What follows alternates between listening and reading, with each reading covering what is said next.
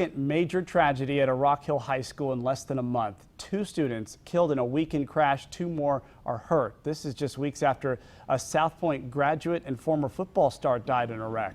Channel 9's Mark Becker is live outside of the school as these students head back to school today. Mark, how is the school helping its students deal with such a tragedy? Well, Blaine, a lot of times you can read the emotion of a school on the front of the school by just looking at the big rock that's out front. Nothing on this rock yet indicates the tragedy that struck here, but of course, there was tragedy over the weekend, and school started on time here at South Point this morning. Some of the students, though, spent the first couple of hours meeting with counselors who were helping them process what's been a very difficult weekend. The news broke Sunday morning that 4 students had been involved in the one-car crash off of Highway 521 in Lancaster County. 2 of those students, both 17 years old, were killed, including, we're told, the driver of that car. 2 others were seriously hurt and airlifted to the hospital.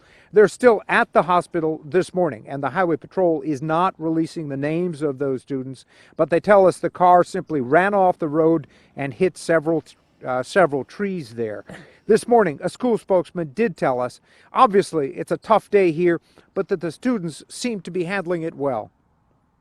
One thing that teenagers are is they're incredibly resilient, and it's unfortunate that is a trait in many respects for teenagers, but in this case, teenagers face trauma and tragedy and handle it a little different than adults. But as adults, it's our responsibility through the counseling to kind of keep an eye on them and ensure that they stay in the right mind as best as possible.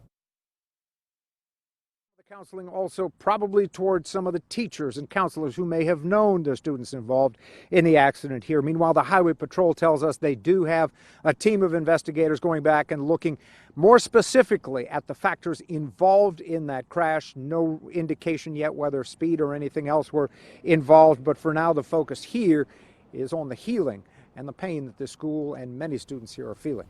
Blaine?